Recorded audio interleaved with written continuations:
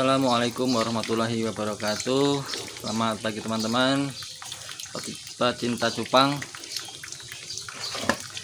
Pada kesempatan kali ini saya mau berbagi studi case ya kepada teman-teman yang hari-hari ini, bulan-bulan ini, akhir-akhir ini, di musim ini mengalami masalah ketika sedang breeding. Di antaranya ngebreeding itu ikannya banyak yang mati.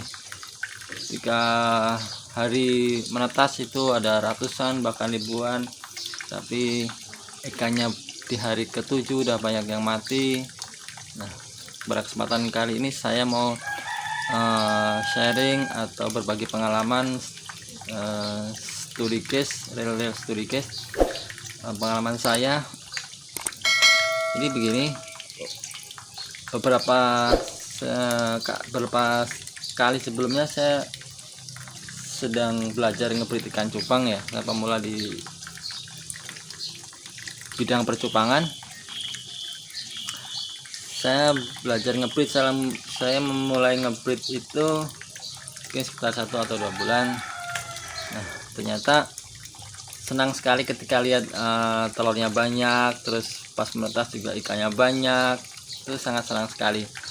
Namun beberapa hari kemudian, di hari ke-3, ke-4 setelah menetas, bahkan di seminggu hari setelah menetas, itu mulai sedih ya teman-teman. Kenapa sedih? Karena ikannya pada mati, buraknya pada habis. Nah, terus tanya ke sana kemari, katanya memang musimnya begini mas, jadi musimnya musim pancaroba, jadi perubahan cuaca juga sangat ekstrim, kadang panas, kadang tahu-tahu dingin sekali, hujan, siangnya panas, malamnya dingin. Akhirnya ikan banyak yang mati, kurainya banyak mati begitu. Oke, mungkin salah satu informasi buat saya, informasi awal buat saya dalam hal ngebreeding ikan cupang. Kemudian saya cari-cari informasi di YouTube ya, bagaimana mengatasi burayak mati ketika sedang ngebreed. Kalau di usia 1 sampai 7 hari itu sangat rentan sekali ikan atau burayak kita itu banyak yang mati. Saya cari-cari informasi di YouTube, terutama salah satu YouTuber yang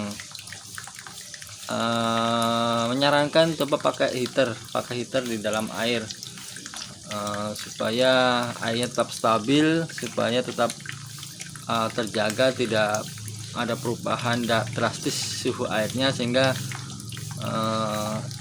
tidak kaget, ikannya tidak kaget dengan suhu udara yang dialaminya. Akhirnya saya coba membeli atau memakai heater ya. Pakai heater, saya pakai di 2 lubukan.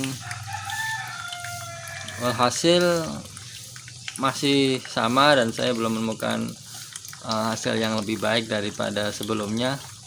Sepertinya masih sama. Namun sebelumnya sudah coba ngebreed beberapa kali dengan cara yang awalnya dengan cara dipindahkan.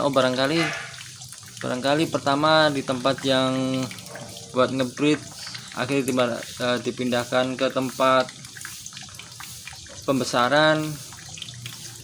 Barangkali airnya berubah, jadi airnya baru, kaget. Akhirnya saya nyoba ngebreed di styrofoam begini, langsung sama indukannya di sini, bertelur di sini, dan nanti besar di sini sekaligus. Jadi tidak perlu pindah-pindah burayak, dan otomatis airnya tetap sama ya.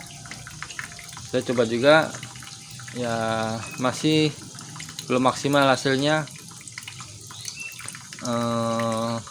masih banyak yang mati juga. Jadi satu lupakan itu paling bisa 20 biji. Nah, akhirnya saya berhenti ngebreed dulu sambil cari informasi ya, di internet, di YouTube terutama. Ketemulah salah satu video dari Pak Joki ya, namanya Pak Joki Wedalim, insyaallah kalau nggak salah. Itu adalah salah satu master ikan cupang juga dari Indonesia. Beliau mengatakan kalau bertelur itu coba, mungkin sebenarnya sudah banyak barangkali ya tutorial di YouTube tentang hal ini, cuman saya baru nemu di situ. Coba airnya dihabisin setipis kertas gitu. Jadi setelah bertelur, setelah menetas, indukannya diambil, bapaknya melnya diambil, disain air setipis kertas. Nah, akhirnya saya coba setelah ikan saya ngebreeding giant.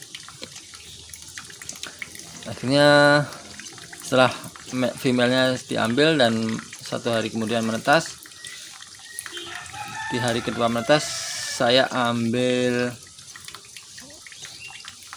male-nya dan saya tipiskan. Airnya sangat tipis banget, kurang lebih sekitar mungkin 1 atau 2 mili ya.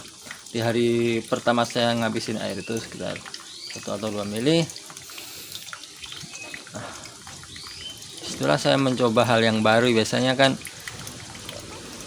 airnya sekitar 10-15 cm ya, banyak para senior menyarankan seperti itu. Saya sudah coba dan belum cocok buat saya barangkali, atau saya belum tahu teknisnya yang lebih detail lagi, yang lebih rahasianya barangkali.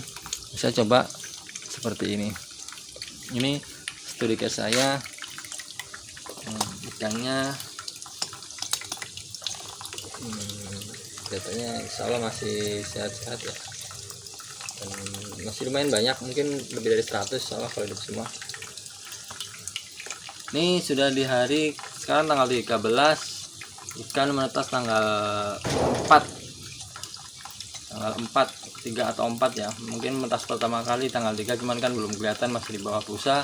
Dan tanggal 4 itu udah mulai ada yang keluar dari busa satu persatu, itu udah mulai saya pisahkan dari indukannya. Ini kelihatan ya tuh, ini masih lumayan banyak. Gambarnya tuh yang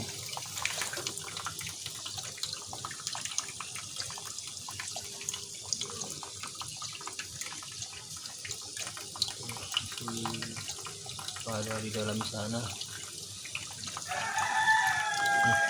ya. Airnya sangat tipis sekali, mungkin sekitar 2 atau 3 mili. Mungkin hari pertama malah mungkin 1 mili ya. Nah, yang kedua ini saya cobakan jadi 3 mili. Jadi setiap hari saya tambah air kurang lebih setengah gelas atau mungkin 150 cc barangkali ya. Saya tambahkan pelan-pelan, terus saya kurangi lagi setiap hari seperti itu. Setiap hari saya tambahkan setengah gelas, saya ambil setengah gelas pakai pipet, pelan-pelan jangan sampai burainya ke bawah. Sambil bersihin kotoran bekas makanan, kuning telur. Di hari keempat menetas atau di hari saya pertama kali ngasih makan, saya coba pakai kuning telur ya, wallahu alam ya dimakan atau enggak, saya kasih itu. Nah, hari berikutnya sambil saya ngasih air, kemudian saya bersihkan kotorannya atau bekas-bekas telurnya itu kan sisa ya, saya nggak kemakan, itu saya ambil setiap hari seperti itu. Sekarang sudah mulai saya kasih Artemia nih, saya udah dapet Artemia kemarin. Ini Artemia kemarin saya masak kemarin, dan alhamdulillah masih hidup hari ini. Nah, ini di hari sekarang tanggal 13 Maret, berarti di hari ke-9 ya, ke-9 menetas. Nah, biasanya di hari ke-7-8 tuh saya itu udah habis burayaknya. Nah, ini alhamdulillah di hari ke-9 masih banyak yang hidup, berarti saya bisa sedikit ambil kesimpulan bahwa ngebreed dengan teknis ini cocok buat saya. Mungkin teman-teman yang sudah senior pasti lebih tahu ya, atau mungkin sudah tahu teknis yang lebih detail lagi, atau yang lebih dengan air yang setinggi 10 sampai 15 cm itu sudah nggak ada masalah. Barangkali saya bagi pemula sangat masih menemukan kendala, dan saya menemukan teknis ini dengan cara air setipis kertas ini, atau sekitar 2 atau 3 mili, yang penting badannya kerendam air, badan ikan kerendam air, jangan nggak terlalu jauh-jauh. Nah, alhamdulillah masih banyak yang hidup. Saya berpikir, iya ya, ikan ini burayak ini kan ibarat bayi yang baru lahir, ibarat kata manusia, bayi yang baru lahir suruh berjalan 1 kilo atau katakan 15 atau 10 meter lah, pasti dia akan kecapean di jalan. Berbeda dengan yang sudah tumbuh besar, misalnya yang sudah atau bayi yang baru bisa jalan disuruh jalan jauh, pasti kan jatuh mulu dan capek. Beda dengan bayi yang udah bisa berjalan beberapa hari, udah mulai bisa jalan lancar, itu pasti akan lebih kuat jalan lebih jauh. Saya juga berpikir seperti itu. Jadi ikan barangkali belum mampu berenang yang tinggi, akhirnya dia capek, akhirnya dia duduk di bawah, istirahat terbahan di bawah. Nah, karena dia mau mengambil oksigen atau bernafas tuh sangat tinggi, barangkali mungkin sekitar 15 sentian segini, bagi dia terlalu jauh ya barangkali ya. Akhirnya dia malas dan tidak sanggup, akhirnya dia mati di bawah, barangkali seperti itu. Nah, kemudian dengan air yang segini, ibaratnya dia tinggal dongak sedikit, sudah dapat udara. Sama hanya ketika ikan kita tuh sakit, biasanya kan para senior juga ngasih saran airnya tipis-tipis aja, yang penting badannya kerendam, dan dia ketika mau ambil nafas itu gampang, tinggal mendangakkan kepala sedikit sudah dapat udara. Maka biasanya ikan itu akan cepat sembuh daripada yang tetap dikasih air yang banyak. Saya juga punya analogi seperti itu dan saya praktekkan akhirnya ya, alhamdulillah ada kemajuan daripada sebelumnya di hari ke-7 itu sudah banyak yang mati, ikan sudah hampir habis lah, tinggal seperempatnya dari jumlah keseluruhan ikan yang menetas. Kemudian saya coba lagi di lubukan yang baru, ini baru menetas kemarin, dan kemarin juga langsung saya tipiskan. Nah, saya kasih sinar ya, kasih lampu barangkali biar hangat. Ini di hari kedua menetas, tanggal 13 Maret. Nah, oke. Kelihatan ikannya ya teman-teman ya, asik ya, seru ya kalau ikannya banyak gini, dan nanti mudah-mudahan bisa hidup semua, pasti kita seneng lihatnya. Oke. Jadi itu video sharing saya, studi case saya bagaimana ngebreed ikan cupang, yang mungkin teman-teman punya kendala dalam ngebreed banyaknya mati, bisa dicoba dengan cara yang seperti ini. Bagi yang para senior, mohon maaf jika salah atau mungkin barang ini yang cocok buat saya, skip aja buat para senior. Buat para newbie silahkan dicoba yang masih punya kendala ikannya banyak mati dengan cara seperti ini. Oke, sekian tutorial dari saya, mudah-mudahan bermanfaat. Jangan lupa share atau komen dan subscribe channel saya supaya saya lebih semangat lagi bikin konten di kemudian hari. Terima kasih. Assalamualaikum warahmatullahi wabarakatuh.